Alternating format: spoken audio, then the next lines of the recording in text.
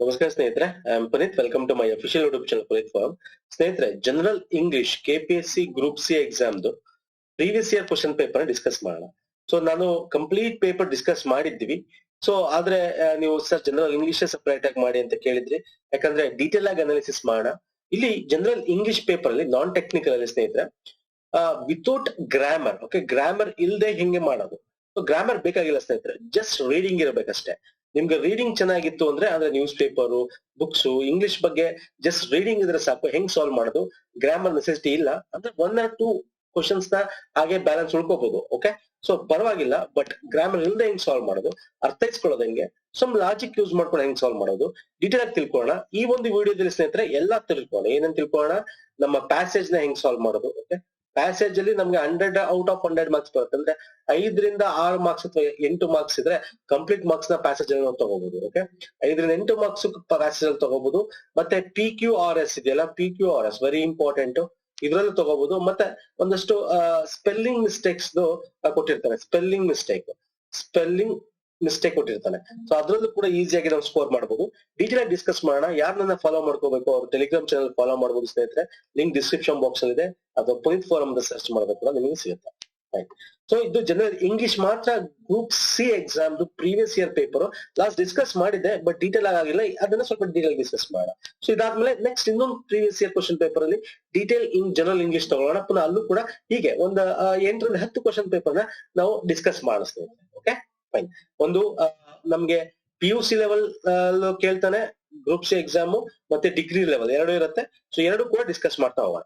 So first ಈ ಒಂದು paper ನಲ್ಲಿ ಜನರಲ್ ಇಂಗ್ಲಿಷ್ ಅಲ್ಲಿ ನೋಡಿ 36ರಿಂದ 39 ಕ್ವಶನ್ಸ್. ಸೊ ಯೂಶಲಿ ಎಷ್ಟಿರುತ್ತೆ ಸರ್, 35 ಕ್ವಶನ್ ಜನರಲ್ ಇಂಗ್ಲಿಷ್ ಇರುತ್ತೆ, 35 ಕ್ವಶನ್ ಜನರಲ್ ಕನ್ನಡ ಇರುತ್ತೆ, ಇನ್ನ 30 ಕ್ವಶನ್ ನಮಗೆ ಕಂಪ್ಯೂಟರ್ ಇರುತ್ತೆ ಅಲ್ವಾ. ಫೈನ್. ಸೊ ಈಗ ಈ ಜನರಲ್ ಇಂಗ್ಲಿಷ್ ಬಗ್ಗೆ ಡಿಸ್ಕಸ್ ಮಾಡೋಣ ಬನ್ನಿ. ಸೊ ಏನು ಓದಿ ಕೊಟ್ಟಿರ್ತಾನೆ first ಓದ್ಕೋಬೇಕು.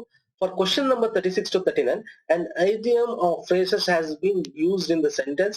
You have to choose the sentence which explains the correct meaning of that shade ಅಥವಾ darken in the correct answer in your answer sheet. ಅಂದ್ರೆ ನಿಮ್ಮ answer sheet OMR sheet dark ಮಾಡಬೇಕು correct answer ಅಂತ ಹೇಳಿದ್ದಾರೆ.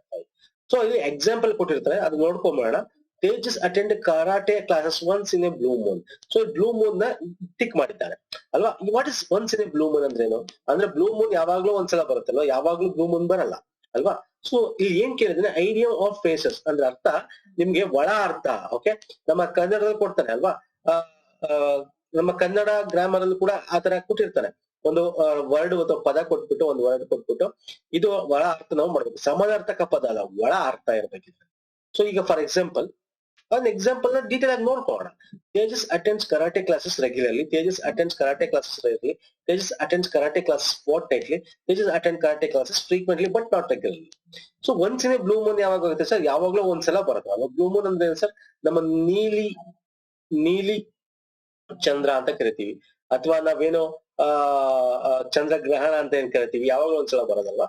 So ಹಾಗಾಗಿ Tejas attend ಅಂದ್ರೆ ಅವನು ಯಾವಾಗ್ಲೂ ಒಂದ್ಸಲ ಬರ್ತಾನೆ ಅನ್ನೋ ರೀತಿ once in a blue moon ಅಂತ ಕೊಟ್ಟಿರೋದು. ಹಾಗಾದ್ರೆ Tejas attend karate classes regularly ಅಲ್ಲ, attend karate classes rarely, yes, ಯಾವಾಗ್ಲೂ ಒಂದ್ಸಲ. So this is the right answer. ಅದನ್ನ ಇಲ್ಲಿ ಎಕ್ಸ್ಪ್ಲನೇಷನ್ ಅಲ್ಲಿ ಕೊಟ್ಟಿದ್ದಾರೆ, ಆಪ್ಷನ್ 2 ಅಂತ ಹೇಳಿದ್ದಾರೆ. ಓಕೆ, ಸೊ ಹಿಂಗೆ ನಾವು ಸಾಲ್ವ್ ಮಾಡ್ಬೇಕಾಗುತ್ತೆ. ಈಗ ಫಾರ್ ಎಕ್ಸಾಂಪಲ್ ಈ ಕ್ವಶನ್ ತಗೋಣ. ಇದು ನಮಗೆ ಸಾಲ್ವ್ ಮಾಡಕ್ ಕೊಟ್ಟಿರೋದು 36ರಿಂದ 39. Okay, it is the assistant manager who rules the roast ಅಂತ ಕೊಟ್ಟಿದ್ದಾರೆ. ಸೊ ರೂಲ್ಸ್ ದ ರೋಸ್ಟ್ ಅಂತ ಅರ್ಥ ಏನು, ಅಸಿಸ್ಟೆಂಟ್ ಮ್ಯಾನೇಜರ್ ಏನ್ ಮಾಡ್ತಾನೆ, ರೂಲ್ ಏನಿದೆ ಅದನ್ನ ಚೆನ್ನಾಗಿ ಮಾಡ್ತಾ ಇದ್ದಾನೆ ಅಂತ ಅರ್ಥ. ಓಕೆ, ಸರಿಯಾಗಿ ಅವನು ನೋಡ್ಕೊತಾ ಇದ್ದಾನೆ, ಆ ರೂಲ್ ಪ್ರಕಾರ ಕೆಲಸ ಮಾಡಿಸ್ತಾನೆ ಅಂತ ಅರ್ಥ. ಅದು ಒಳ ಅರ್ಥ ಇರೋದು ಯಾವ್ದಿದೆ, ನಾಲ್ಕು ಆಪ್ಷನ್ ನೋಡ್ಬೇಕು. It is the assistant manager who handsomely paid. It is the assistant manager who exercise the authority here. It is the assistant manager who has created a good impression. It is the assistant manager who rushes through the work. So ಈಗ ಗೊತ್ತಾಗ್ತಾ ಇದೆಯಲ್ಲ, ಅಂದ್ರೆ work ಗೆ ಅವನು urgent ಮಾಡ್ತಾ ಇದ್ದಾನ ಅಲ್ಲ. Rules the rules ಅಂದ್ರೆ ರೂಲ್ಸ್ ನ ಕರೆಕ್ಟ್ ಆಗಿ ಫಾಲೋ ಮಾಡ್ತಾ ಇದ್ದಾನೆ. ಅಂದ್ರೆ manager who has created good impression, ಅದು ಅಲ್ಲ. ಇಂಪ್ರೆಷನ್ ಕ್ರಿಯೇಟ್ ಮಾಡ್ತಾ ಇದ್ದಾನ, ಇಲ್ಲ. ಹ್ಯಾಂಡ್ಸಮ್ಲಿ ಪೇಡ್ ಅಂದ್ರೆ ಒಳ್ಳೆ ಸ್ಯಾಲರಿ ಸಿಗ್ತಾ ಇದೆಯಾ, ಅದು ಅಲ್ಲ. It is the assistant manager who exercise the authority here ಅಂದ್ರೆ ಅವನ ರೂಲ್ ನ, ಅವನ ಅಥಾರಿಟಿನ, ಅವನ ಒಂದು ಏನು ಅವನಿಗೆ ಅಧಿಕಾರನ ಸರಿಯಾಗಿ ಮಾಡ್ತಾ ಇದ್ದಾನೆ ಅಂತ. So 2 is the right answer. ಅರ್ಥ ಆಯ್ತಲ್ಲ ಸ್ನೇಹಿತರೆ, ಹಿಂಗೆ ಒಳ ಅರ್ಥ. ಈಗ ನೋಡಿ ಈ ಕ್ವಶನ್ ನೋಡಿ, is investment help him make A killing in the stock market. Killing in the stock market ಅಂದ್ರೆ ಅವ್ನ ಇನ್ವೆಸ್ಟ್ಮೆಂಟ್ ಏನ್ ಮಾಡಿದಾನೆ ಅಂತಂದ್ರೆ make killing in the stock market ಅಂದ್ರೆ ಅರ್ಥ ಏನು ಗೊತ್ತಾ? ಒಳ ಅರ್ಥ ಮೇಕ್ ಎ ಕಿಲ್ಲಿಂಗ್ ಅಂದ್ರೆ ಸಾಯಿಸ್ತಾ ಇದ್ದಾನೆ ಸ್ಟಾಕ್ ಮಾರ್ಕೆಟ್ ಅಂತೆಲ್ಲ ಅರ್ಥ. ಸೊ ಒಳ್ಳೆ ದುಡ್ಡನ್ನ ಮಾಡ್ತಾ ಇದ್ದಾನೆ ಸ್ಟಾಕ್ ಮಾರ್ಕೆಟ್ ಅಲ್ಲಿ. ಅವನ್ಗೆ ಇದರಿಂದ ಒಳ್ಳೆ ದುಡ್ಡು ಮಾಡಕ್ ಹೆಲ್ಪ್ ಆಯ್ತು. ಅಂದ್ರೆ ಕಿಲ್ಲಿಂಗ್ ಅಂದ್ರೆ ಅರ್ಥ ಏನ ಆಗುತ್ತೆ ಇಲ್ಲಿ ಅಂತಂದ್ರೆ ಡೈರೆಕ್ಟ್ ಆಗಿ ಕೊಡೋದ್ ಬದಲು ಕಿಲ್ಲಿಂಗ್ ಅಂದ್ರೆ ಬೇಗ, ಓಕೆ, ಬೇಗ ಒಳ್ಳೆ ದುಡ್ಡು ಮಾಡ್ತಾ ಇದ್ದಾನೆ ಅಂತ. ಸೊ ಆಪ್ಷನ್ ನೋಡೋಣ. His investment helped him in making money quickly in the stock market. Yes, it might be right. Quickly ಅಂತಿದೆ. Okay. His investment helped him in losing money. No, loss ಮಾಡ್ತಾ ಇಲ್ಲ ಅವನು. Killing in the stock market ಅಂದ ತಕ್ಷಣ ಈಗ ಸಾಯಿಸೋದು ಒಂದು ಅರ್ಥ ಏನು ಸರ್? ಯಾಕೆ ಸಾಯಿಸ್ತಾರೆ? ಅದ್ರಿಂದ ಏನಾದ್ರು ಲಾಭ ಇರಬೇಕು ಅಂದ್ರೆ ಲಾಭ, ಪ್ರಾಫಿಟ್. ಸೊ ಲಾಸ್ ಇಲ್ಲಿ ಬರಕ್ ಚಾನ್ಸ್ ಇಲ್ಲ. ಅರ್ಥ ಆಯ್ತಲ್ಲ? ಮೂರನೇ ನೋಡಿ, his investment help him doing a scam ಬಗ್ಗೆ ಹೇಳಿಲ್ಲ ಇಲ್ಲಿ. His investment did not get any returns in the stock market. No. So right answer ಏನು ಸರ್? ಇಲ್ಲಿ ಒಂದೇದು ಕರೆಕ್ಟ್ ಆನ್ಸರ್. ಅರ್ಥ ಆಗ್ತಿದಲ್ಲ? ಹಿಂಗೆ ನಾವು ಅರ್ಥ ಮಾಡ್ಕೋಬೇಕು. ನಿಮ್ಗೆ ಏನ್ ಮಾಡ್ಬೇಕು ಗೊತ್ತಾ? ಸಿಂಪಲ್. ಒಂದ್ಸಲ ಆಪ್ಷನ್ ಓದ ತಕ್ಷಣ ನಿಮ್ಗೆ ಗೊತ್ತಾಗ್ಬಿಡುತ್ತೆ. ಇನ್ನೊಂದು ಲಾಜಿಕ್ ಹೇಳ್ತೀನಿ. ಲಾಜಿಕ್ ಹೆಂಗೆ ಅಂತಂದ್ರೆ ಆಪ್ಷನ್ ಹೋದಾಗ ನೀವು 3 ಆಪ್ಷನ್ ಇದೆಯಲ್ಲ, 3 ಆಪ್ಷನ್ ಸೇಮ್ ಆಲ್ಮೋಸ್ಟ್ ಒಂದೇ ತರ ಆಗುತ್ತೆ ನೋಡಿ. ಲಾಸಿಂಗ್ ಇನ್ ದ ಮಾರ್ಕೆಟ್ ಅಂತಿದೆ. ಸ್ಕ್ಯಾಮ್ ಆಗಿದ್ರೆ ಏನು ದುಡ್ಡು ಕಳ್ತನ ಆಗ್ತದೆ, ಲಾಸ್ ಆಗ್ತದೆ ಅಂತ ಅರ್ಥ. ಇಲ್ಲಿ ರಿಟರ್ನ್ಸ್ ಏನಾಗಿದೆ, ಡಿಡ್ ನಾಟ್ ಗೆಟ್ ಎನಿ ಅಂದ್ರೆ ಅವ್ನಿಗೆ ಏನು ಸಿಗ್ತಾ ಇಲ್ಲ, ಲಾಸ್. ನೋಡಿ ಈ 3 ಆಪ್ಷನ್ ನಿಮ್ಗೆ ಲಾಸ್ ಬಗ್ಗೆ ಮಾತಾಡ್ತಾರೆ. ನಮ್ಗೆ ಒಂದ್ ಆಪ್ಷನ್ ಕರೆಕ್ಟ್ ಆಗಿರ್ಬೇಕು. ಸೊ ಆಟೋಮೆಟಿಕ್ ಆಗಿ 3 ಒಂದೇ ತರ ಇದ್ದಾಗ ನಮ್ಗೆ ಡಿಫ್ರೆಂಟ್ ಆಗಿರೋದು ಒಂದೇ. So this is the right answer ಅಂತ ಮಾಡ್ಬೋದು. ನಿಮ್ಗೆ ಗೊತ್ತಿಲ್ಲ ಅಂದ್ರೆ ನೋಡಿ, ಲಾಜಿಕ್ ಯೂಸ್ ಮಾಡಿದ್ರೆ, ಕಾಮನ್ ಸೆನ್ಸ್ ಯೂಸ್ ಮಾಡೋ ಸ್ನೇಹಿತರೆ ನೋಡಿ, ಇವೆಲ್ಲ ಟೆಕ್ನಿಕ್ ನ ನಿಮ್ಗೆ ಹೇಳ್ಕೊಡ್ತಾ ಹೋಗ್ತೇನೆ. Okay fine. ನೆಕ್ಸ್ಟ್ ಬಂದು, Alex try to feel Ishika's pulse on the issue but in vain ಅಂತಿದೆ. ಅಂದ್ರೆ ಅಲೆಕ್ಸ್ ಇಶಿಕಾನ ಪಲ್ಸ್ ಅಂದ್ರೆ ಅವ್ನ ನಾಡಿ ಮಿಡಿತನ ಅರ್ಥ ಮಾಡ್ಕೊಂಡ. ಈಗ ನಾವು ಫಿಲಮ್ ಗಳು ನೋಡ್ತಿದ್ದೆ, ನಾನು ನಿನ್ನ ನಾಡಿ ಮಿಡಿತ ಅರ್ಥ ಮಾಡ್ಕೊಂಡಿದೀನಿ ಅಂತ ಅರ್ಥ. ಇಟ್ ಇಸ್ ನಾಟ್ ಲಿಟರಲಿ ನಾಡಿ ಮಿಡಿತ ಅಂದ್ರೆ ಪಲ್ಸ್ ವೇ ಅಲ್ಲ, ಅಂದ್ರೆ ಕೈಲಿ ಇರ್ತಕ್ಕಂಥ ಪಲ್ಸ್ ವೇನ್ಸ್ ಅಲ್ಲ, ಅಂದ್ರೆ ಅದರ ಮಿಡಿತ ಅಲ್ಲ ಅರ್ಥ. ಅಂದ್ರೆ ನೀನ್ ಏನ್ ಅನ್ಕೊಂಡಿದ್ಯಾ ನನ್ಗೆ ಅದು ಅರ್ಥ ಆಗ್ತಾ ಇದೆ ಅಂತ ಅರ್ಥ ಆಯ್ತಲ್ಲ? ಸೊ ಆಪ್ಷನ್ ನೋಡಿ, Alex try to find Ishika's views on the issue but in vains. Yeah ನೋಡಿ, ಇಶಿಕಾನ ಒಂದು ವ್ಯೂ ಏನಿದೆ ಅದ್ರ ಬಗ್ಗೆ ಅದನ್ನ ಅರ್ಥ ಮಾಡ್ಕೊಂಡಿದ್ದೇನೆ ಅಂತ ಅರ್ಥ. ಇದು ಹೇಳ್ತಾರೆ ಮೈಟ್ ಬಿ ಸರಿ ಇರಬಹುದು. ನೋಡೋಣ, ಎಲ್ಲ ಆಪ್ಷನ್ ಹೋಗ್ಬೇಕು ಒಂದ್ಸರಿ, ಇದಕ್ಕಿಂತ ಒಳ್ಳೆ ಆಪ್ಷನ್ಸ್ ಇರುತ್ತೆ. ಓಕೆ ನೆಕ್ಸ್ಟ್ ಬನ್ನಿ, Alex try to argue with Ishika on the issue but is efforts were of no use. ಇಲ್ಲಿ ನೋ ಯೂಸ್ ಬಗ್ಗೆ ಮಾತಾಡೋದು, ಯೂಸ್ ಬಗ್ಗೆ ಮಾತಾಡಿದೆ ನೋಡಿ, ತಪ್ಪು ಇದು. Alex try to guide Ishika's on the issue but is effort went in a vain. ನೋಡಿ, effort went in a vain ಅಂತ ವೇನ್ ಬಗ್ಗೆ ಮಾತಾಡ್ತಾ ಇದ್ರೆ ಅಲ್ಲ. Alex try to enlighten Ishika's regarding the issue but in vane. Enlighten ಅಲ್ಲ. So this is the right answer.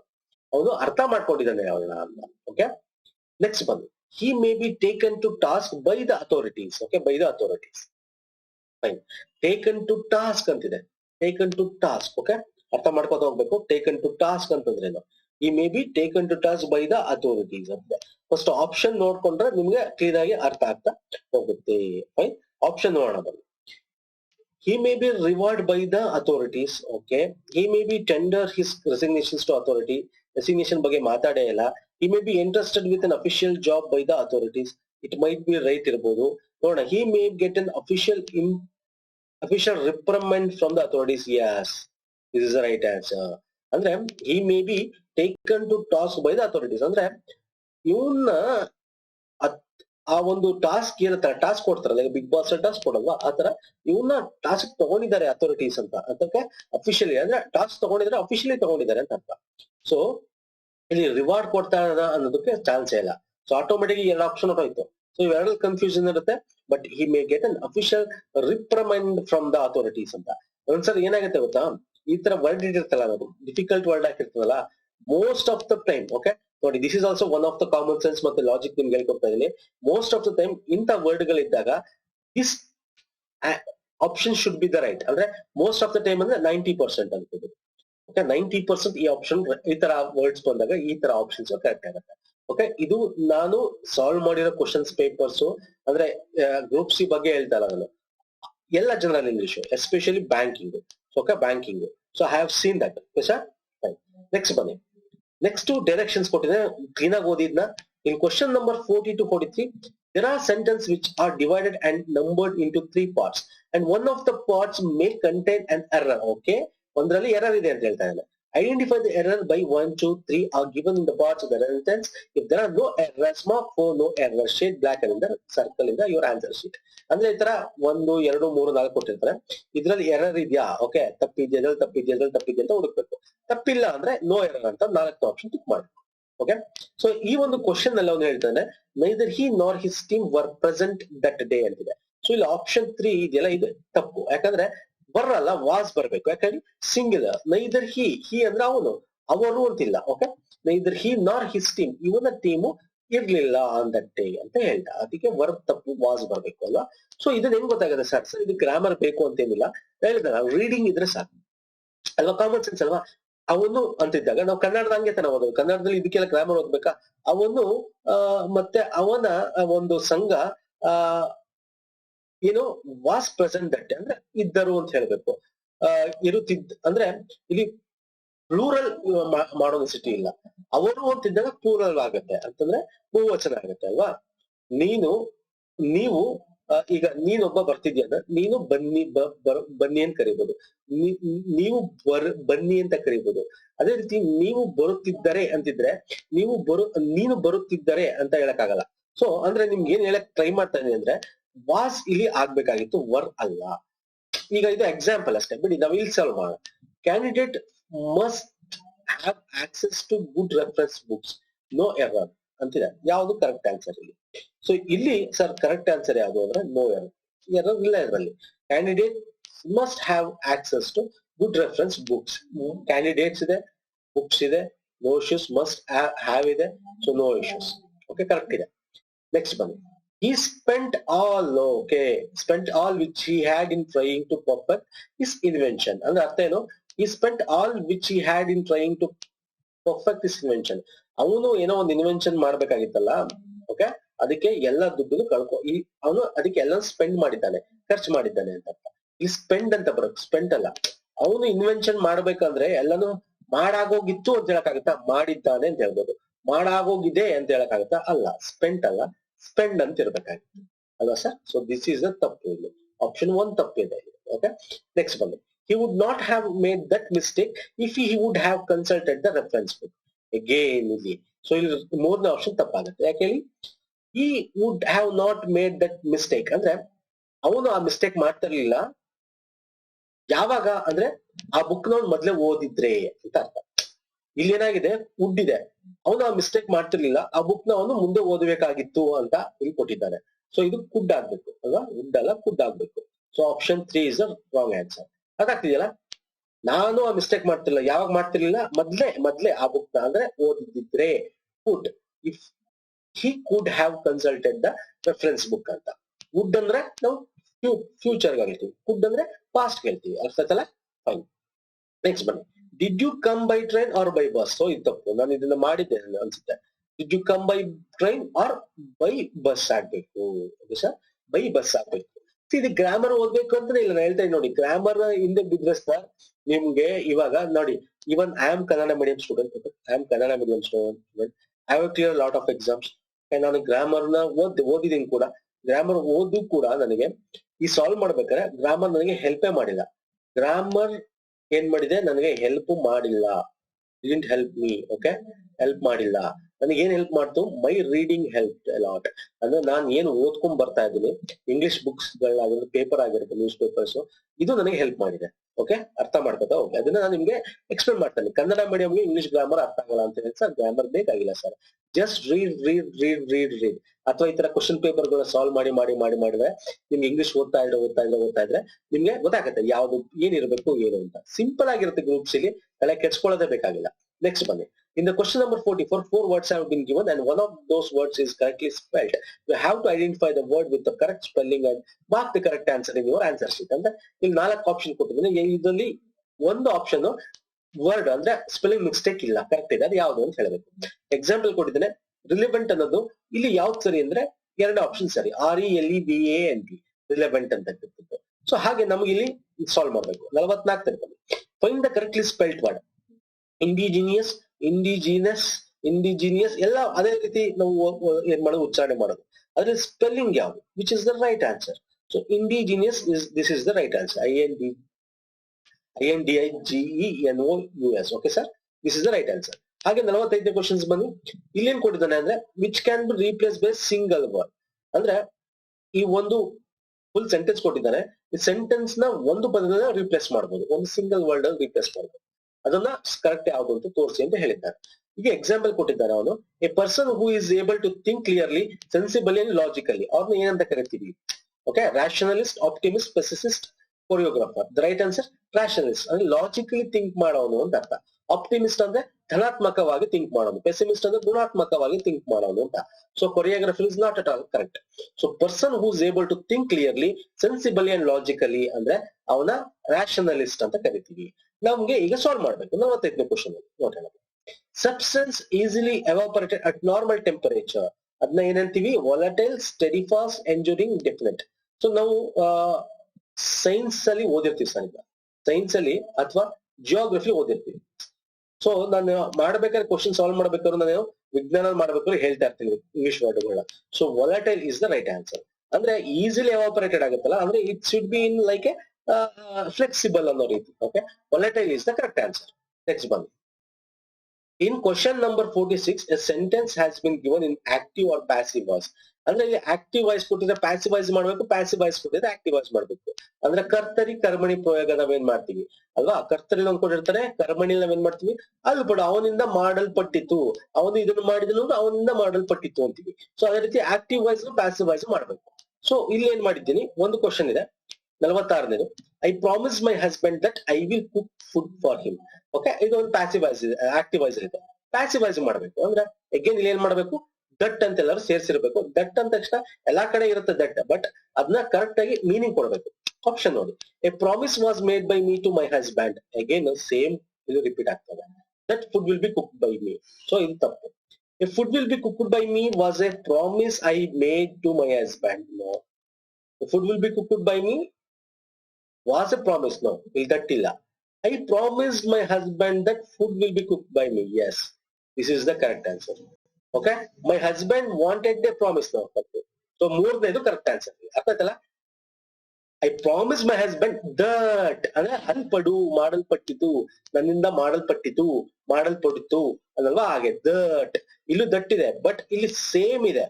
ಇಲ್ಲಿ ಹಂಗಿಲ್ಲ. I promised my husband that ಇದು ಐ ವಿಲ್ ಕುಕ್ ಅಂತಿದೆ ಅಲ್ವಾ? Food will be cooked by me. Very important. ನನ್ನಿಂದ cook ಏನಾಗುತ್ತೆ? Food ನನ್ನಿಂದ ಮಾಡಲ್ಪಡುತ್ತದೆ.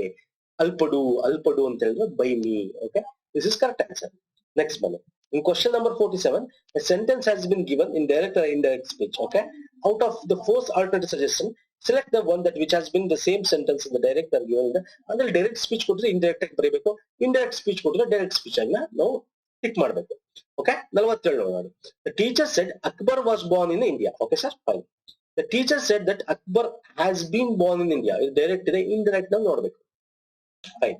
The teacher says that Akbar was born in India ಅಂತಿದೆ. Okay, fine. ಇದು ಆಗಕ್ ಚಾನ್ಸ್ ಇಲ್ಲ. The teacher said that Akbar born in India. ನೋಡಿ, the teacher said ಡೈರೆಕ್ಟ್ ಆಗಿ ಹೇಳ್ತಾ ಇದ್ದಾರೆ.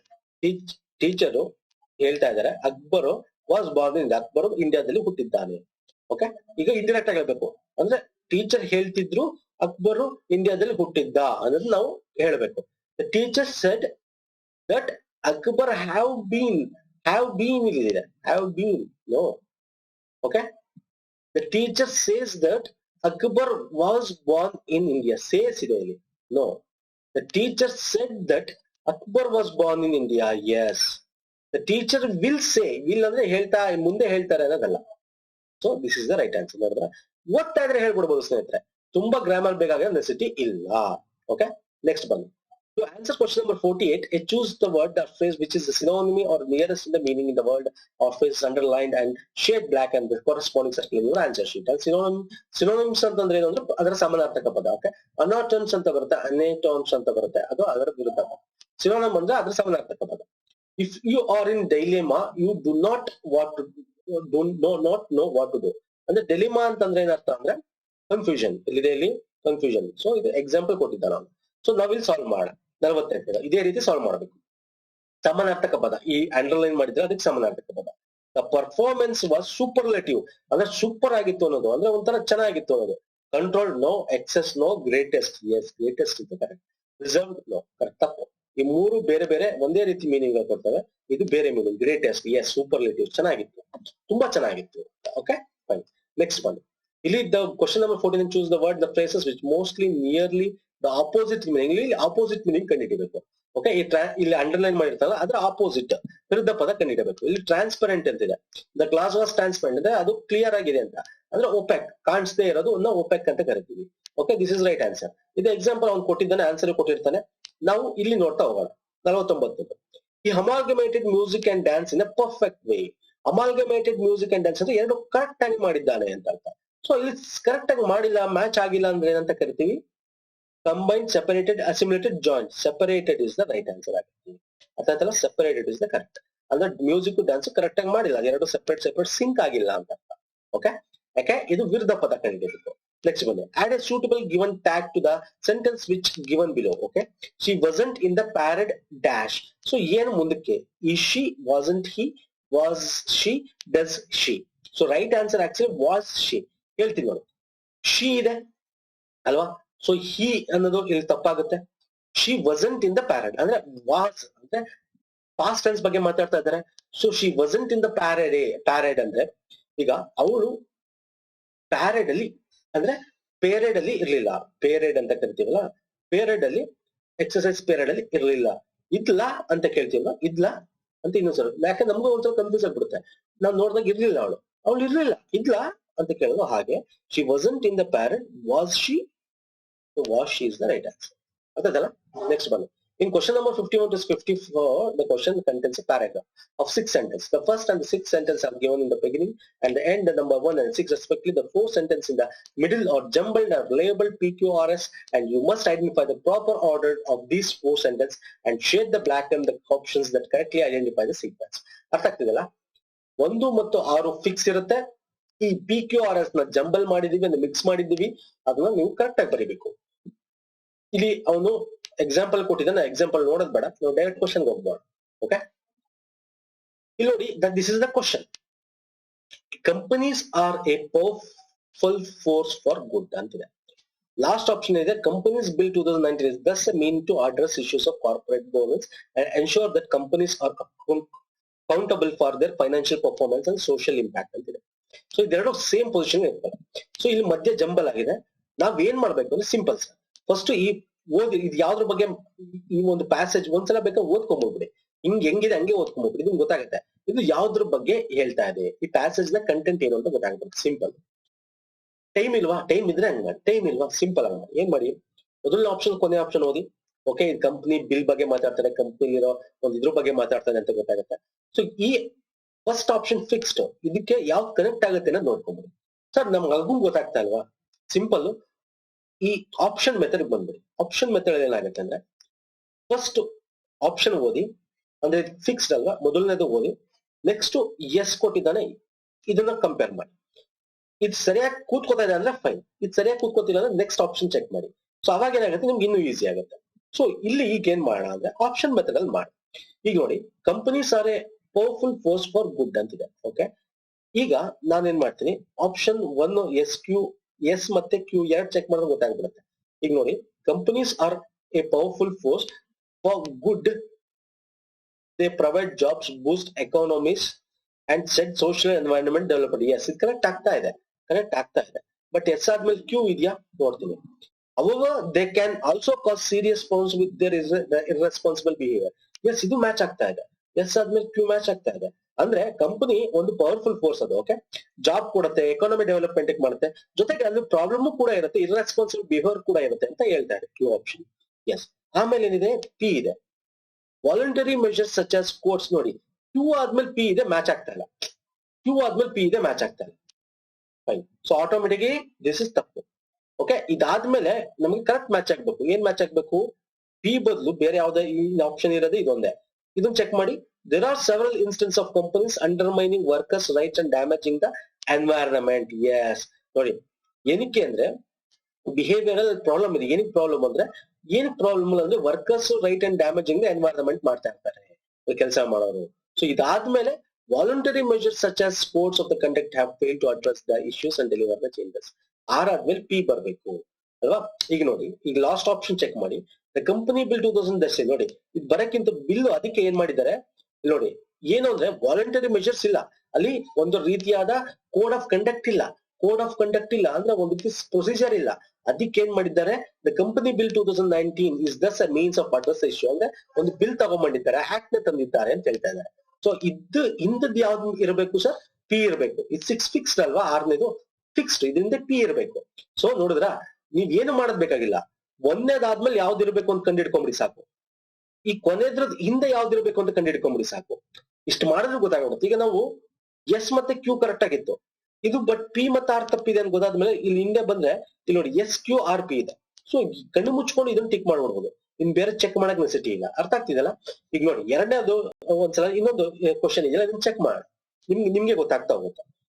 ನೋಡಿ, ಈಗ employees need to follow meaningful set of guidelines design to minimise risk while encouraging creativity ಅಂತಿದೆ. ಓಕೆ, ಎಂಪ್ಲಾಯ್ಮೆಂಟ್ ಒಂದು ಗೈಡ್ಲೈನ್ಸ್ ಅದ್ರ ಬಗ್ಗೆ ಮಾತಾಡ್ತಾ ಇದೆ.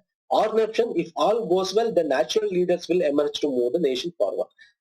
ದೇಶದ ಬಗ್ಗೆ ಮಾತಾಡ್ತಾ ಇದೆ. ಸೊ ಇದಕ್ಕೆ ಯಾವ್ದು ಕನೆಕ್ಟ್ ಆಗುತ್ತೆ ಒಂದ್ಸಲ ಬೇಕಾದ್ರೆ ಫುಲ್ ಓದ್ಕೊಂಡ್ಬಿಡ್ರಿ. ಈಗ ನೋಡಿ, they must establish a meaningful corporate culture that encourages sense of entrepreneurship. Senior managers have a large role to play in this balancing act. They have to find ways to encourage mass experiments while limiting possible threats to the company's existence. They need to make sure the workers they have have the skills necessary to drive the company forward ಅಂತಿದೆ. Okay, ಈಗ ಇಲ್ಲೇನು ಅಂತಂದ್ರೆ, ಈಗ ಮೊದಲನೇದಕ್ಕೆ ಯಾವ್ದು match ಆಗುತ್ತೆ, ಆರ್ನದಕ್ಕೆ ಯಾವ್ದು match ಆಗುತ್ತೆ ಇದನ್ನ ಕಂಡಿಡೀರಿ. ಇಲ್ವಾ, ಆಪ್ಷನ್ ಬನ್ನಿ, ಕ್ಯೂ ಇದೆ, ಎಸ್ ಇದೆ, ಆರ್ ಇದೆ, ಪಿ ಇದೆ. ಮೊದಲನೇ ನೋಡಿ, employees need to follow meaningful set of guidelines design to minimise the risk while encouraging creativity. Okay, ಒಂದು ಸೆಟ್ ಆಫ್ ಗೈಡ್ಲೈನ್ಸ್ ಇರಬೇಕು ಅಂತಿದೆ. ಇದಕ್ಕೆ ಯಾವ್ದು ಮ್ಯಾಚ್ ಆಗುತ್ತೆ, ಕ್ಯೂ ಕೊಟ್ಟಿದ್ದಾನೆ ಇಲ್ಲಿ ಆಪ್ಷನ್ 1 ಚೆಕ್ ಮಾಡಿದಾಗ. Senior managers have a large role to play in this balancing act, match ಆಗ್ತಾ ಇದೆ. ಬೇಕಾದ್ರೆ ಇದನ್ನು ಆರ್ ನು ಚೆಕ್ ಮಾಡ್ಬಿಡಿ, ಇಲ್ಲಿರೋದೇ ಕ್ಯೂ ಮತ್ತೆ ಆರ್ ತಾನೆ ಮೊದಲನೇ ಆಪ್ಷನ್ ಅಲ್ಲಿ ನೋಡಿ. ಸೊ ಆರ್ ನು ಚೆಕ್ ಮಾಡ್ಬಿಡಿ, encourage creativity. They have to find ways to encouraging mass experiment while limiting possible threats to the company existence. So ಇದಾದ್ಮೇಲೆ ಇದು ಮ್ಯಾಚ್ ಆಗ್ತಾ ಇದೆ. ಸೊ ಇಲ್ಲಿ ಆರ್ ನಮ್ಗೆ ತಪ್ಪು ಅಂತ ಗೊತ್ತಾಗ್ತಾ ಇದೆ, ಕ್ಯೂ ಮ್ಯಾಚ್ ಆಗ್ತಾ ಇದೆ. ಯಾಕಂದ್ರೆ ರಿಸ್ಕ್ ನ ನಾವು ಕ್ರಿಯೇಟಿವಿಟಿನ ಮ್ಯಾನೇಜ್ ಮಾಡ್ಬೇಕು. ಅದಕ್ಕೆ senior managers have a large role. ಅದಕ್ಕೆ ಸೀನಿಯರ್ ಮ್ಯಾನೇಜರ್ ಕೆಲಸನೇ ಅದು, ಅವರು they should balance that creativity, ಆ ಒಂದು ಆಕ್ಟ್ ನ ಬ್ಯಾಲೆನ್ಸ್ ಮಾಡ್ಬೇಕು ಅಂತಿದೆ. ಸೊ ಕ್ಯೂ ಸರಿ. ನೆಕ್ಸ್ಟ್ ಎಸ್ ಇದೆ, ಇಲ್ಲಿ ಎಸ್ ಕಂಪೇರ್ ಮಾಡಿ. They need to make sure the workers of their hire have the skills. ನೋಡಿ, ಅವರು ವರ್ಕರ್ಸ್ ನ ಏನು ಹೈರ್ ಮಾಡ್ತಾರೆ ಅಂದ್ರೆ ಅಪಾಯಿಂಟ್ ಮಾಡ್ಕೊತಾರೆ, ಅವ್ರ ಸ್ಕಿಲ್ಸ್ ಇದೆಯಾ ಅಂತ ನೋಡ್ಕೋಬೇಕಾಗತ್ತೆ. ಎಸ್, ಅದು ಮೇಂಟೈನ್ ಮಾಡ್ಬೇಕು ಅಂದ್ರೆ ಏನಾಗುತ್ತೆ, ಚೆನ್ನಾಗಿರ್ಬೇಕು ಅಂದ್ರೆ ಸ್ಕಿಲ್ಸ್. ಎಸ್, ಕ್ಯೂ ಆದ್ಮೇಲೆ ಎಸ್ ಕರೆಕ್ಟ್ ಇದೆ, ಇಲ್ಲೆಲ್ಲಿದೆ, ಇಲ್ಲೆಲ್ಲೂ ಇಲ್ಲ. ಕ್ಯೂ ಆದ್ಮೇಲೆ ಎಸ್ ಯಾವುದೂ ಇಲ್ಲ. ನೋಡ್ರೆ ಇನ್ ಯಾವ್ದು ಚೆಕ್ ಮಾಡೋದೇ ಬೇಕಾಗಿಲ್ಲ ಸರ್, 2-3 ಚೆಕ್ ಮಾಡ್ಬಿಟ್ರೆ ಸಾಕು. ನೋಡಿ, ಈಗ ಆರ್ನ ಆಪ್ಷನ್ ಇಂದ ನಮ್ಗೆ ಪಿ ಇರಬೇಕು. If all goes well the national leaders will emerge to move the nations forward ಆಗ್ತದೆ. ಪಿ ಎಲ್ಲಿದೆ ಸರ್, ಇಲ್ಲಿದೆ ನೋಡಿ. ಇದಾದ್ಮೇಲೆ ಇದು ಬರ್ಬೇಕು ಅಂದ್ರೆ ಓದಿ, they must establish a meaningful corporate culture that encourages sense of entrepreneurship. ನೋಡಿ, ಕಾರ್ಪೊರೇಟ್ ಕಲ್ಚರ್ ಇರಬೇಕು. ಅದಕ್ಕೆ if all goes well the national leaders will emerge to move the nation forward. So this is the right answer. ನಿಮ್ಗೆ ಇದು ಹೆಂಗ್ sir ಗೊತ್ತಾಗುತ್ತೆ sir, practice ಮಾಡಿದ್ರೆ ಗೊತ್ತಾಗುತ್ತೆ sir, practice ಮಾಡಿದ್ರೆ ಗೊತ್ತಾಗುತ್ತೆ. ನೀವೇನ್ ಮಾಡ್ಬಿಡಿ, ಜಸ್ಟ್ ಕೂತ್ಕೊಳ್ಳಿ, ಈ ಕ್ವಶನ್ ತಗೊಳ್ಳಿ, ಓದಿ 2-3 ಸಲ. ಇಲ್ಲಿ ಹೆಚ್ಚು ಪ್ರಾಕ್ಟೀಸ್ ಮಾಡಿ. 10 ನಿಮಿಷ ಆಗ್ಲಿ, 1/4 ಗಂಟೆ ಆಗಲಿ ಒಂದು ಕ್ವಶನ್ ಸಾಲ್ವ್ ಮಾಡಕ್ಕೆ. ಬಟ್ ಎಕ್ಸಾಮ್ ಅಲ್ಲಿ ನೀವು 2-3 ನಿಮಿಷ ಸಾಲ್ವ್ ಮಾಡ್ತೀರಾ. ಓಕೆ, ಇಲ್ಲಿ ಪ್ರಾಕ್ಟೀಸ್ ಇರಬೇಕು. ನೆಕ್ಸ್ಟ್ ಬನ್ನಿ, ಈಗ ನಾನು ಏನ್ ಮಾಡ್ತೀನಿ, ಈ 53ನೇ ಕ್ವಶನ್ ಇದೆ, ಇದು ನಾನು ನಿಮಗೆ ಹೋಮ್ವರ್ಕ್ ಕೊಡ್ತೀನಿ.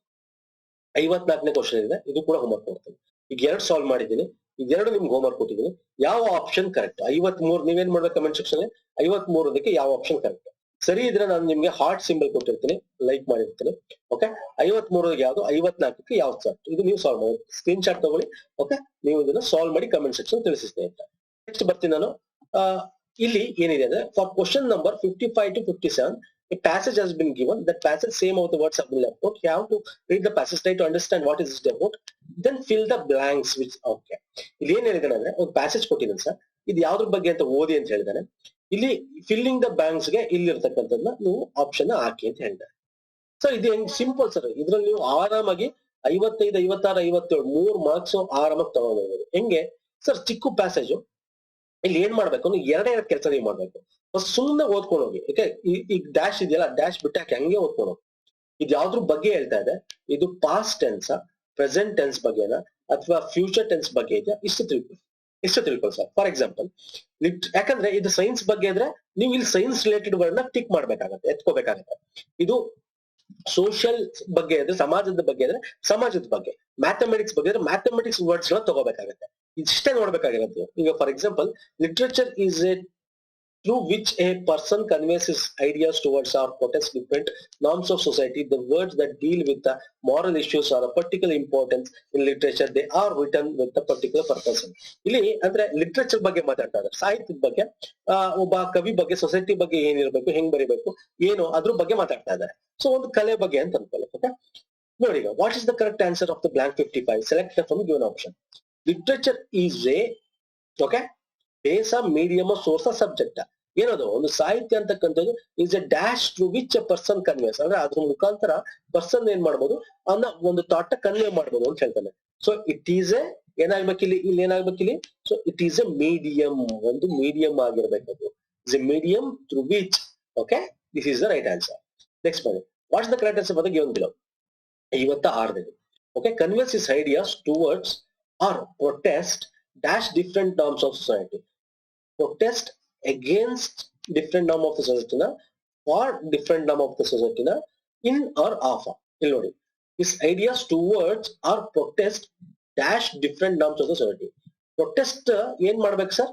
ಫಾರ್ ಮಾಡ್ತಾರೆ, ಅಗೇನ್ಸ್ಟ್ ಮಾಡ್ತಾರೆ. ಯಾವಾಗ ಪ್ರೊಟೆಸ್ಟ್ ಅವರು ವಿರುದ್ಧವಾಗಿ ಮಾಡ್ತಾರೆ. ನೋಡಿದ್ರ ಈ ವರ್ಡ್ ನೀವು ತಿಳ್ಕೊಂಡ್ಬಿಟ್ರೆ ಏನ್ ಮಾಡ್ತಾ ಇದಾರೆ ಅಂತ.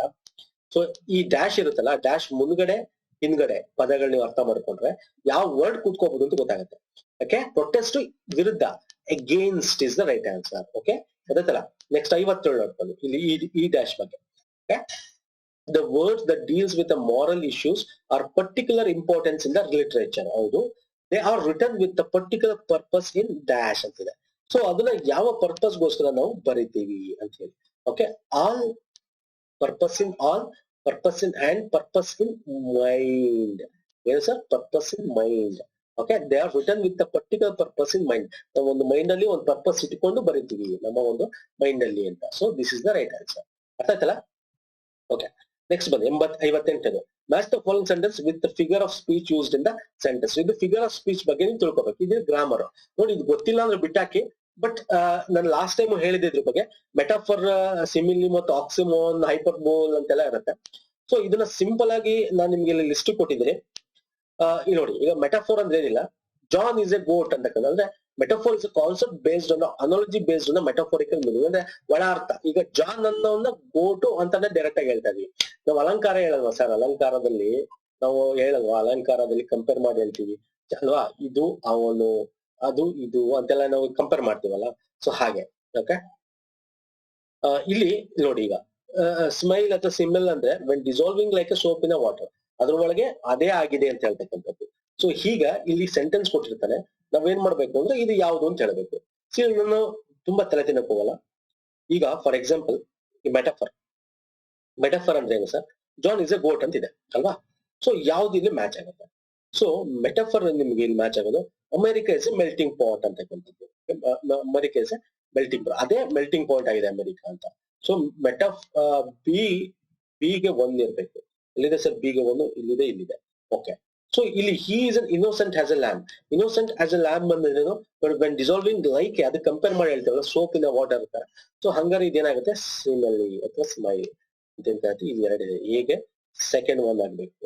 So option 3 is the right answer. ಅರ್ಥ ಆಯ್ತಲ್ಲ? 1-2 ಗೊತ್ತಿರೋದು ಸಾಕು. ಗೊತ್ತೇ ಅಲ್ವಾ ನಿಮ್ಗೆ? ಫಿಗರ್ ಆಫ್ ಸ್ಪೀಚ್ ಬೇಡ ಬಿಟ್ಟಾಕಿ ಸರ್. 35 ಕ್ವಶನ್ ಅಲ್ಲಿ ನಿಮ್ಗೆ 2 ರಿಂದ 5 ಕ್ವಶನ್ ನೀವು ತಪ್ಪು ಮಾಡೋದು ಪ್ರಯೋಜನ. ನೀವು ಟಿಕ್ ಮಾಡದೇ ಇರಿ, ನೆಗೆಟಿವ್ ಬೇಡ, ಟಿಕ್ ಮಾಡದೇ ಇರಿ, ಏನ್ ಲಾಭ ಏನಿಲ್ಲ.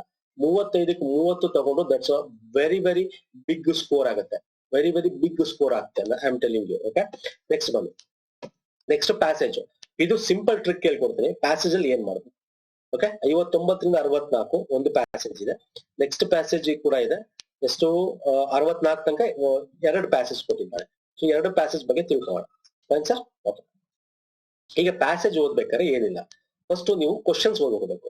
ಕ್ವಶನ್ಸ್ ಓದ್ಕೊಂಡ್ಬಿಟ್ಟು, ಈಗ ಫಸ್ಟ್ ಪ್ಯಾಸೇಜ್ 59 ರಿಂದ 64 ಅಂತ ಇದೆ. ಫೈನ್. ಇಲ್ಲಿ ಪ್ಯಾಸೇಜ್ ಗಿಂತ ಆದ್ಮೇಲೆ ಫಸ್ಟ್ ಏನ್ ಮಾಡಿ question ಓದ್ಕೊಂಡ್ಬಿಡಿ.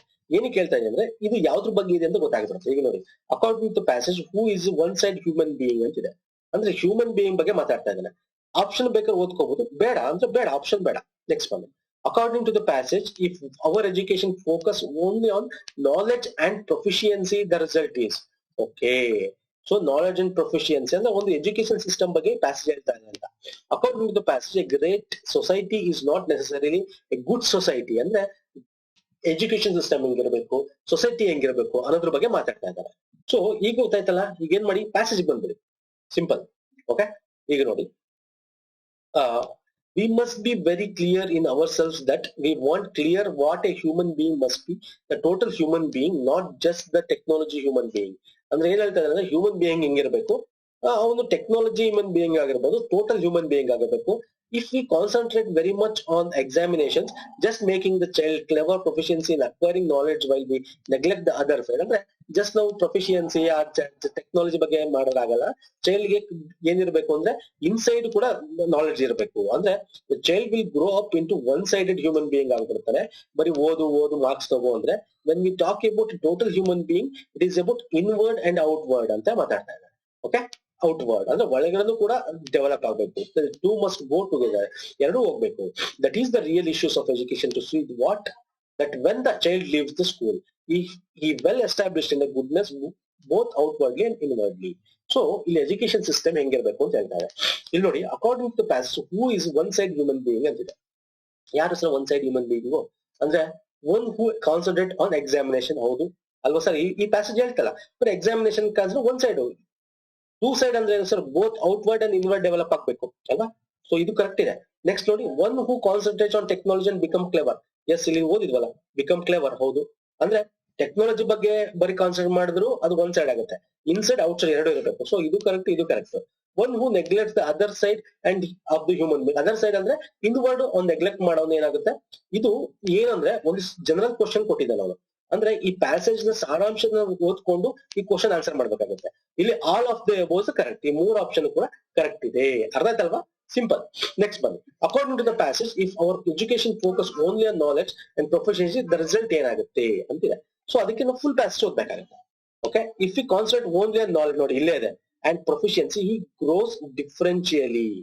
He is jealous, anger, frustrated, and despair, ambitious.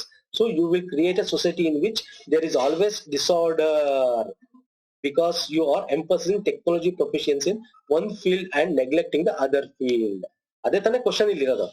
ನೋಡಿ, according to the passage, if our education focus only on knowledge and proficiency, result ಏನಾಗುತ್ತೆ? Disorder in the system. ನೋಡಿ, ಇದು ಈಗ ತಾನೇ ಓದ್ವಿ ನಾವು. ಸೊ ಆಟೋಮೆಟಿಕ್ ಟಿಕ್ ಮಾಡ್ಬೋದು. ಇಲ್ಲಿ ನೋಡಿ, ಏನಿದೆ, in which there is a disorder ಅಂದ್ರೆ ನಾವು ರೋಗ ತಂದಂಗ ಆಗತ್ತೆ.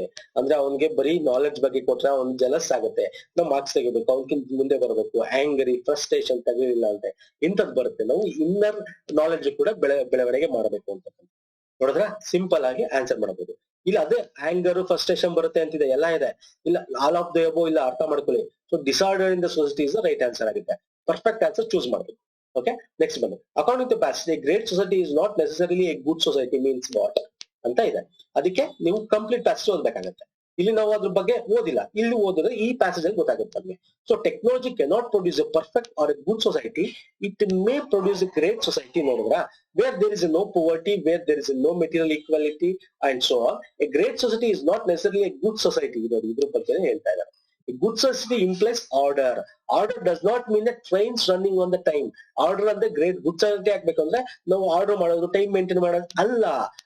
ಅದೇ ಆಗ್ಬೇಕು. ಅವ್ರಿಗೆ ಅವ್ರ ರೆಸ್ಪಾನ್ಸಿಬಿಲಿಟಿ ಬರಬೇಕು. ಇಟ್ ಮೀನ್ಸ್ ಸಮಥಿಂಗ್ ಎಲ್ಸ್, ಅದಕ್ಕೆ ಬೇರೆನೇ ಇದೆ. For A human being, order means order with in himself. ನೋಡಿದ್ರೆ ನಮ್ಮ ಒಳಗೆ ಆರ್ಡರ್ ಇರಬೇಕು, ನಾವು ಹೆಲ್ಪ್ ಮಾಡ್ಬೇಕು, ನಾವು ಕರೆಕ್ಟ್ ಆಗಿರ್ಬೇಕು ಅಂತ. And such order will inevitably bring out a good society ಬರಕ್ಕೆ ಸಾಧ್ಯ ಆಗುತ್ತೆ. ಸೊ ಇಲ್ಲಿ ಆಪ್ಷನ್ ನೋಡಿ, ಆದ್ರೆ great society can not become a good society ಅಂತಿದೆ. Okay, 61. So it might be noted, a good society can not become a great society. A good society is sincerely great society. ಇಲ್ಲಿ ನಮ್ಗೆ good society great society ಆಗಲ್ಲ, can not, no ಅಂತೇನು ಕೊಟ್ಟಿಲ್ಲ. A good society is not necessarily good society ಆಗಿರ್ಬೇಕು ಅಂತೇನಿಲ್ಲ ಅಂತಿದೆ. Okay, so ಆತರ ಏನಿದ್ಯಾ, can not become a good society, no. Necessarily ಇಲ್ಲ, ನೆಸೆಸರಿಲಿ ಗ್ರೇಟ್ ಸೊಸೈಟಿ ಇದೆ. ಸೊ ಆಪ್ಷನ್ ಸೊ ಆಪ್ಷನ್ 3 ಇದೆ, good society necessarily great society. According the passage, ನೋಡಿ ಇದನ್ನ ಓದ್ಬೇಕು, ದಯವಿಟ್ಟು ಓದಿ ಸ್ನೇಹಿತರೆ. ಪ್ಯಾಸೇಜ್ ನ ಪ್ರಕಾರ great society is not necessarily good society means ಏನು? ಅಂದ್ರೆ ಇಲ್ಲಿ ಅಲ್ಲಿರೋ ವರ್ಡ್ ಎತ್ತಿ ನೀವು ಟಿಕ್ ಮಾಡ್ಬಿಡಿ, ಮೂರನೇ ಟಿಕ್ ಮಾಡ್ಬಿಡಿ ಅಂತಲ್ಲ ಕೊಟ್ಟಿರೋದು, ಅರ್ಥ ಮಾಡ್ಕೊಳ್ಳಿ. ಮೂರನೇದು ಯಾರು ಸರಿ ಟಿಕ್ ಮಾಡ್ತಾರ ತಪ್ಪಾಗುತ್ತೆ ಆನ್ಸರ್, ನಾಲ್ಕನೇದು ರೈಟು. ಯಾಕಂದ್ರೆ ಪ್ಯಾಸೇಜ್ ನ ಪ್ರಕಾರ ಒಂದು ಸಾರಾಂಶ ಕೇಳಿದಾನೆ. Great society is not necessary good society ಅಂದ್ರೆ ಏನು ಅಂತ ಕೇಳಿದಾನೆ. ಇಲ್ಲಿ ಹೇಳಿದಾರಲ್ಲ ಅಂದ್ರೆ ಏನು ಅಂದ್ರೆ it means nothing else for human being. Order means order himself and such order will immediately bring out the good society. ಅಂದ್ರೆ ಇಲ್ಲಿ ಆರ್ಡರ್ ಬಗ್ಗೆ ಒಳಗಿನ ಬಗ್ಗೆ ಬರಬೇಕು ಅಂತ ಸಾರಾಂಶ ಹೇಳೋದು. ನೀವು ಅಲ್ಲಿರೋ ವರ್ಡ್ ಗಳನ್ನ ಟಿಕ್ ಮಾಡಿ ಅಂತ ಹೇಳ್ತಲ್ಲ, ಆ ಲೈನ್ ಇದೆ ಅಂತ ತಕ್ಷಣ ಆ ಲೈನ್ ಟಿಕ್ ಮಾಡೋದು ತಪ್ಪಾಗುತ್ತೆ. ಇಲ್ಲಿ ಸಾರಾಂಶ ಕೇಳಿದ್ದಾನೆ, ಅದ್ರ ಅರ್ಥ ಏನು ಅಂತ ಕೇಳಿದ್ದಾನೆ. ಸೊ ಇಲ್ಲಿ ಅರ್ಥ ಯಾವ್ದು ಇಲ್ಲ, ಇಲ್ಲಿ ಅದು ಸುಮ್ನೆ ಅಲ್ಲಿರೋ ವರ್ಡ್ನೇ ಇಲ್ಲಿ ಕೊಟ್ಬಿಟ್ಟಿದ್ದಾರೆ. ಸೊ ಇದನ್ನ ಟಿಕ್ ಮಾಡಿದ್ರೆ ತಪ್ಪಾಗುತ್ತೆ. ಸೊಸೈಟಿ ಮೀನ್ಸ್ ನೆಸ್ಲೆ ಗ್ರೇಟ್ ಸೊಸೈಟಿ, ಇಲ್ಲಿರೋದ್ನೇ ಇಲ್ಲಿ ಏನ್ ಕೊಟ್ಟಿದ್ದಾನೆ ಅದನ್ನೇ ಇಲ್ಲಿ ಕೊಟ್ಟಿದ್ದಾರೆ ಡಿಫ್ರೆಂಟ್ ವೇಸ್ ಅಲ್ಲಿ ಅಷ್ಟೇ. So option 4 is the right answer. None of type ಇಲ್ಲಿ ಯಾವುದು ಅದ್ರ ಬಗ್ಗೆ ಈ ಆಪ್ಷನ್ ಅಲ್ಲಿ ಡೀಟೇಲ್ ಕೊಟ್ಟಿಲ್ಲ. ಅರ್ಥ ಆಯ್ತಲ್ಲ? ಹಿಂಗೆ ನಾವು ಆನ್ಸರ್ ಮಾಡಬೇಕು. ಈಗ ನೋಡಿ ಪ್ಯಾಸೇಜ್ 2 ಇದೆ. ಈ ಪ್ಯಾಸೇಜ್ 2 ಆಪ್ಷನ್ ನೀವು ಹೇಗೆ ಏನ್ ಮಾಡ್ಬೇಕು, ನೀವು ಈ ಒಂದು ಕ್ವಶನ್ ನ ಓದ್ಬೇಕಾಗತ್ತೆ. ಓಕೆ, ಈಗ ನೋಡಿ hygiene is necessary for communities ಅಂತ ಇದೆ. How should we spread awareness on hygiene to prevent endemic or epidemic diseases according to the passage? According to the passage, the word microbes refers to ಏನು ಅಂದ್ರೆ passage ಅಲ್ಲಿ ಏನ್ ಹೇಳ್ತಾರೆ ಅಂದ್ರೆ cleanness ಬಗ್ಗೆ, hygiene ಬಗ್ಗೆ, ಕ್ಲೀನ್ನೆಸ್ ಕಮ್ಯುನಿಟಿ ಬಗ್ಗೆ, ಇದ್ರ ಬಗ್ಗೆ ಮಾತಾಡ್ತಾ ಇದ್ದಾರೆ. ಸೊ ಈಗ ಪ್ಯಾಸೇಜ್ ಓದ್ಬೇಕು. ಏನಿದೆ passage? World health organisation defines hygiene as a condition and practice that help to maintain health and prevent the spread of diseases antide. Okay, in a common man's language, hygiene is often viewed as a cleanliness. Hygiene and cleanliness anta artha.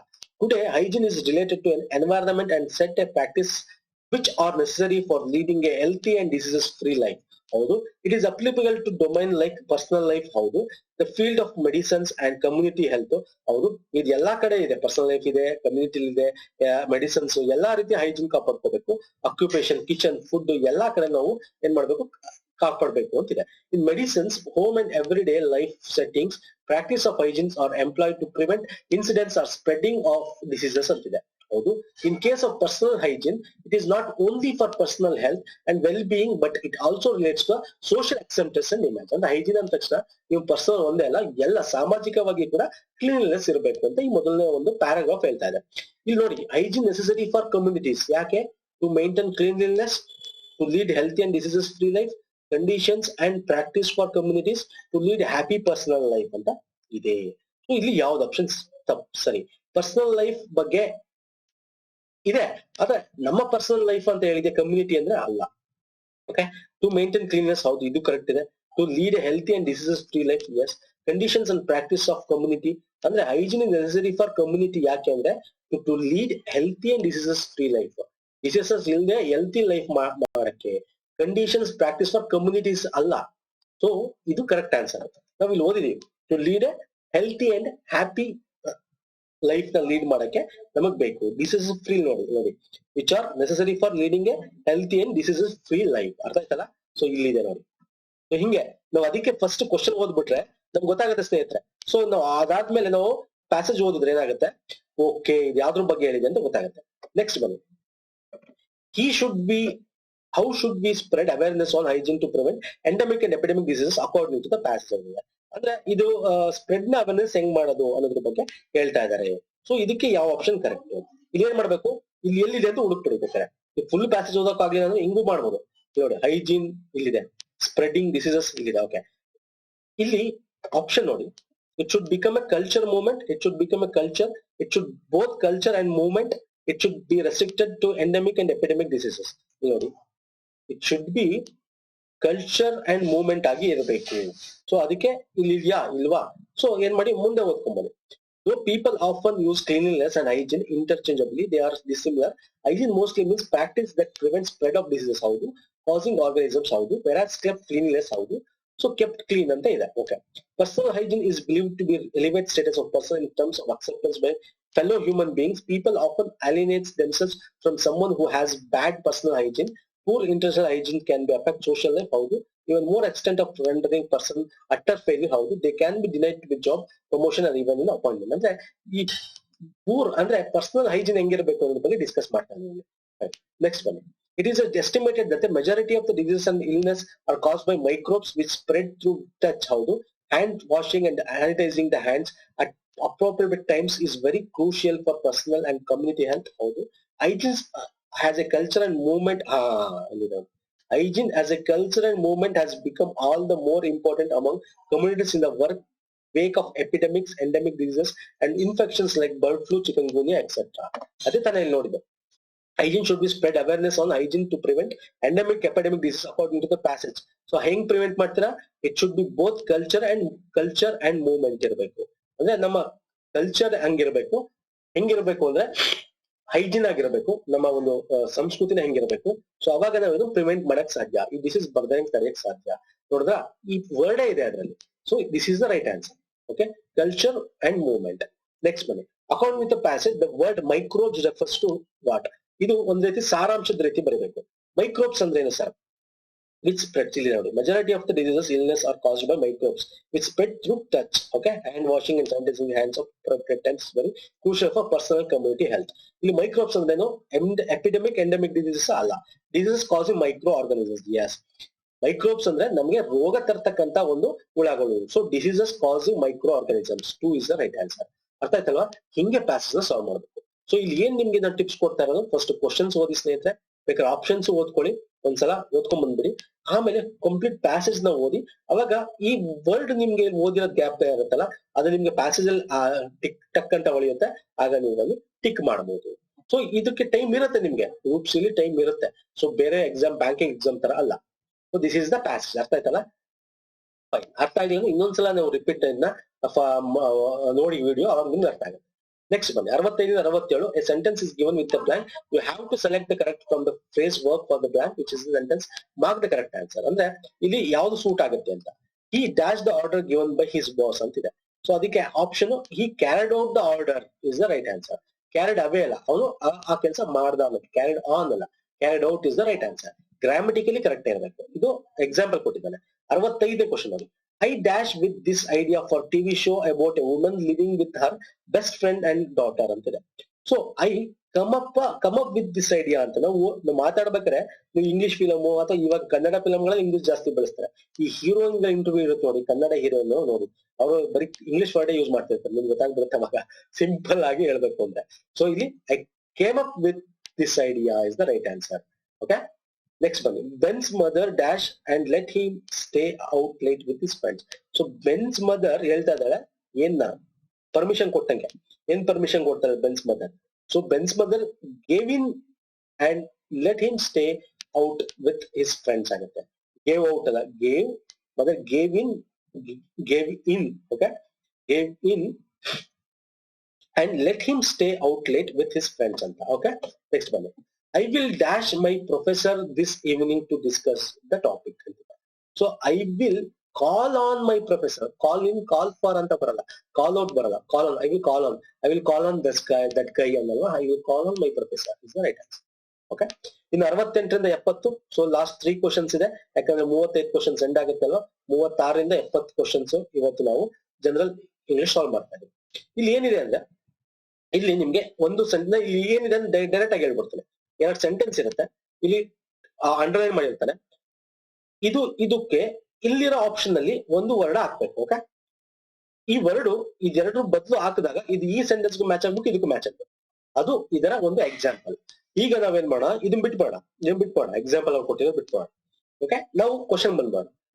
The police was able to arrest a large number of anti social elements following directions from headquarters ಅಂತಿದೆ. ಇಲ್ಲಿ arrest word ನ replace ಮಾಡ್ಬೇಕು. Okay, I fear you won't be able to finish the work on time. So ಈಗ ಏನ್ ಮಾಡ್ತೀರಾ sir? ಈಗ ಒಂದೊಂದೇ word ನ ಈಗ ಹಾಕ್ಬೇಕು.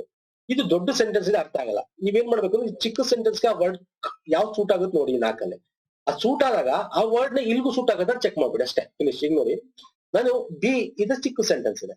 ಸೊ ಇಲ್ಲಿಗೆ ನಾನು ಯಾವ್ದಾರ ಒಂದು ವರ್ಡ್ ಹಾಕಕ್ ಟ್ರೈ ಮಾಡ್ತೀನಿ. I fear you won't be able to finish the work on time ಅಂತ. ನಂಗೆ ಎದ್ರಿಕೆ ನೀನು ಆ ವರ್ಕ್ ನ ಟೈಮಲ್ಲಿ ಮುಗಿಸಲ್ಲ ಅಂತ. I apparent, I round up, I suspect, I presume. So ಇಲ್ಲಿ ಇದು ಆಗಲ್ಲ, ಇದು ಆಗಲ್ಲ. ಐ ಸಸ್ಪೆಕ್ಟ್ ಆಗುತ್ತೆ, ಐ ಅಪರೆಂಟ್ ಆಗುತ್ತೆ. ಬಟ್ ಇವೆರಡರಲ್ಲಿ ಇಲ್ಲಿಗೆ ಯಾವ್ದಾಗುತ್ತೆ ಅದು important. The police was able to arrest large number of anti social elements ಅಂದ್ರೆ ಇಲ್ಲಿ ಯಾವುದು ಕರೆಕ್ಟ್ ಆಗಿ ಕೂತ್ಕೊಳ್ಳುತ್ತೆ. The police was able to suspect large number of anti social element ನ ಲಾರ್ಜ್ ನಂಬರ್ ಅಲ್ಲಿ ಸಸ್ಪೆಕ್ಟ್ ಮಾಡಕ್ಕಾಗಲ್ಲ. ಓಕೆ, ಸಸ್ಪೆಕ್ಟ್ ಮಾಡಕ್ಕಾಗಲ್ಲ. Apprehend is the right answer ಆಗುತ್ತೆ. ಸೊ ಇದು ಇಲ್ಲೂ ಕೂತ್ಕೊಳ್ಳುತ್ತೆ, ಇಲ್ಲಿ ಕೊಡುತ್ತೆ. Police was able to apprehend a large number of suspect, crime ನ ಸಸ್ಪೆಕ್ಟ್ ಮಾಡಬಹುದು. ಇಲ್ಲಿ ಆಂಟಿ ಸೋಷಿಯಲ್ ಎಲಿಮೆಂಟ್ಸ್ ನ ಸಸ್ಪೆಕ್ಟ್ ಮಾಡಕ್ಕಾಗಲ್ಲ, ಅರ್ಥ ಮಾಡ್ಕೊಳ್ಳಿ. ಸೊ ಆಟೋಮೆಟಿಕ್ ತಪ್ಪು. ಸೊ ಒಂದೇ ಆಪ್ಷನ್. ಈಗ ನೋಡಿ, ಇದನ್ನ ಸಾಲ್ವ್ ಮಾಡೋದು ನಿಮ್ಗೆ ಅರ್ಥ ಆಗುತ್ತೆ. You are in concurrence of opinion with your proposal ಅಂತಿದೆ. Okay, the agreement was sign between the two countries. ನೋಡಿ, ಇದು ಈಸಿ ಇದೆ. ಇಲ್ಲಿಗೆ ಯಾವ್ದು ಕೂತ್ಕೊಳ್ತು ನೋಡಿ, ದ ಅಗ್ರಿಮೆಂಟ್ ಅನ್ನೋ ಜಾಗಕ್ಕೆ the accord, the agree, the treaty ಆದ್ರೆ ಸರಿ ಹೋಗ್ತದೆ, ಟ್ರೀಟ್ ಅಂತ ತಪ್ಪು. ದ ಸಿಮಿಲರ್ ಆಗಲ್ಲ. ದ ಅಗ್ರಿ ವಾಸ್ ಸೈನ್ ಅಂತ ಆಗಲ್ಲ. The accord is the correct. The accord was sign. So automatic ಇದು ಒಂದು ಕೂತ್ಕೊಳ್ಳುತ್ತದೆ, ಇದು ಇಲ್ಲಿ ಕೂತ್ಕೊಳ್ಳೇಬೇಕಾಗುತ್ತೆ. You are in accord with your proposal is the correct answer ಆಗುತ್ತೆ. ಸೊ ಇಲ್ಲಿ ಆಪ್ಷನ್ ಒಂದು ಕರೆಕ್ಟ್ ಆನ್ಸರ್. ಸೊ ಇದೆರಡನ್ನು ಕನ್ಕರೆನ್ಸ್ ಆಫ್ ಒಪಿನಿಯನ್ ಬದಲು ಅಕಾರ್ಡ್ ನ ಅಲ್ಲಿ ಹಾಕ್ಬೋದು. ಓಕೆ, ಇನ್ನೊಂದು ಕ್ವಶನ್ ಇದೆ, ನೋಡೋಣ. ಈಗ ನಿಮ್ಗೆ ಏನಾಗುತ್ತೆ, ಕ್ಲಿಯರ್ ಆಗ್ತಾ ಹೋಗುತ್ತೆ concept. We should not waste time in petty things. ಚಿಕ್ಕ ಚಿಕ್ಕ ಥಿಂಗ್ಸ್ ವೇಸ್ಟ್ ಮಾಡಬಾರ್ದು ಅಂತ. Is not of a legal age and hence is not eligible to vote in election. Okay, ಇದು ನೋಡಿ, ಇದು ಈಸಿ ಇದೆ, ಮೊದಲನೇ ಆಪ್ಷನ್. ಇದಕ್ಕೆ ಚೆಕ್ ಮಾಡೋಣ. We should not waste time in petty things ಅಂದ್ರೆ tiny. Yes, it might be right. Minor, ಇದು ಚಿಕ್ಕದು, ಇದು ಈ ಜಾಗಕ್ಕೆ ಇದೆರಡು ಬರ್ಬೋದು. ಇನ್ಸಿಗ್ನಿಫಿಕೆಂಟ್ ಆಗಲ್ಲ, ಪೆಂಡೆಂಟ್ ಆಗಲ್ಲ. ಸೊ ಇವೆರಡು ಆಪ್ಷನ್ ಅಲ್ಲಿ ಯಾವ್ದಾದ್ರು ಒಂದಿರಬೇಕು. ಸೊ ಇಲ್ಲಿ ಎರಡನೇ ಸೆಂಟೆನ್ಸ್ ಅಲ್ಲಿ ಯಾವ್ದು ಕೂತ್ಕೊಳ್ಳುತ್ತೆ ಅದು ಸರಿ ಆಗುತ್ತೆ. ಇಲ್ಲಿ ನೋಡಿ, is not A legal of age ಅಂತಿದೆ, ಅಂದ್ರೆ ಅವ್ನು ಚಿಕ್ಕ ವಯಸ್ಸು, ಲೀಗಲ್ ಏಜ್ ಇಲ್ಲ ಲಾ ಪ್ರಕಾರ ಅಂತಿದೆ. So he is tiny age and hands ಅಂತ ಆಗತ್ತಿಲ್ಲ, ಮೈನರ್. ನೋಡಿ, ಮೈನರ್ ಆಗುತ್ತೆ, ಇಸ್ ಮೈನರ್ ಏಜ್ ಅಂತ ಹೇಳ್ಬೋದು. ಸೊ ಇಲ್ಲಿ ಆಪ್ಷನ್ ಯಾವ್ದು ಸರಿ ಆಗುತ್ತೆ ಆಗ ಸರ್? ನೋಡಿ, ಇದೆರಡು ಇದಕ್ಕೆ ಸರಿ ಆದ್ವು, ಇದಕ್ಕೆ ಇದೊಂದು ಮಾತ್ರ ಸರಿ ಆಗುತ್ತೆ. ಸೊ ಆಗ minor is the correct answer. So we should not waste time in minor things. He is minor and hence not eligible to vote in the election. ಅರ್ಥ ಆಯ್ತಲ್ಲ? ಹಿಂಗೆ ಇದನ್ನ ಸಾಲ್ವ್ ಮಾಡಬೇಕು. ಕಂಪ್ಲೀಟ್ ಆಗಿ ನಾನು 35 question general English previous year questions ನಾವು solve ಮಾಡಿದೀನಿ group C sir. ಇದೇ ರೀತಿ ಬೇರೆ ಬೇರೆ ಕ್ವಶನ್ ಪೇಪರ್ ನಿಮಗೆ ಟ್ರಿಪ್ಸ್ ಟಿಕ್ಸ್ ತಗೊಂಡ್ ಬರ್ತೀನಿ. ನೆಕ್ಸ್ಟ್ ವಿಡಿಯೋ ಇಷ್ಟ ಆಗಿರೋ ಲೈಕ್ ಮಾಡಿ. Telegram channel link description box ಅಲ್ಲಿ ಇದೆ, ಅಥವಾ ನೀವು ಪುನೀತ್ ಫೋರಂ ಅಂತ ಸರ್ಚ್ ಮಾಡಿ PUNEETHFOREM ನಿಮಗೆ ಸಿಗುತ್ತೆ. ನೆಕ್ಸ್ಟ್ ವಿಡಿಯೋ ಪುನಃ ಸಿಗ್ತೀನಿ. ನಮಸ್ಕಾರ, ಧನ್ಯವಾದಗಳು.